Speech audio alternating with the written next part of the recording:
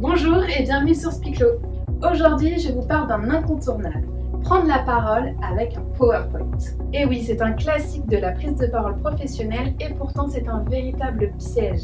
Si vous ne respectez pas quelques règles, vous pouvez véritablement gâcher votre prise de parole. Alors voici une petite checklist pour rendre ce moment plus confortable et convaincant. Première règle, surtout, ne vous cachez pas derrière votre PowerPoint. Vous devez bien prendre conscience que la star du moment, ça reste vous, l'orateur, et pas votre support visuel. Comme son nom l'indique, les slides sont un support. Ils doivent permettre à votre interlocuteur de voir très rapidement d'un coup d'œil ce qui est important de retenir, mais pas plus que ça.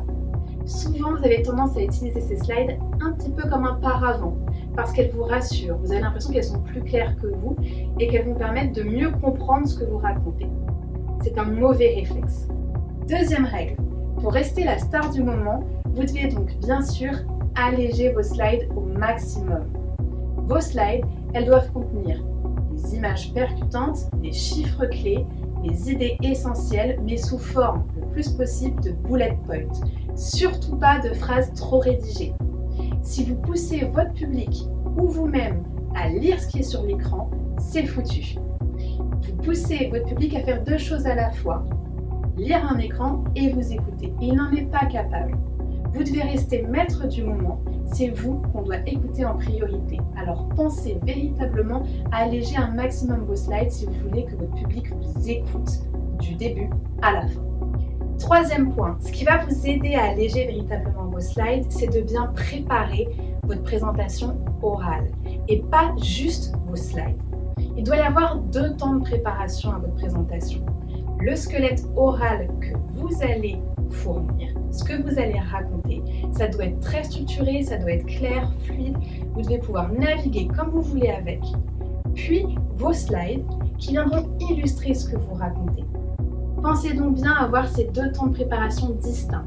D'abord votre propos oral et seulement ensuite vos slides qui bien sûr devront suivre l'ordre de ce que vous racontez. Quatrième point, pensez à rajouter encore plus d'interactions qu'habituellement. Les écrans avalent l'attention de votre public. N'hésitez donc pas à les remobiliser de façon très régulière en leur demandant si tout est clair et en leur demandant s'ils ont des questions. Et enfin, dernier point et pas des moindres, soignez au maximum votre non-verbal et votre paraverbal. Vous devrez fournir encore plus d'énergie pour que l'écran n'avale pas l'attention de votre public. Soignez donc votre posture, votre énergie, favorisez la gestuelle, les déplacements et une diction impeccable. Soyez rythmé, mettez toute l'énergie qui doit être mise encore plus que jamais. N'oubliez pas, présenter avec un PowerPoint, ce n'est pas gage de facilité. Et surtout, ça ne doit pas vous permettre de vous cacher, au contraire.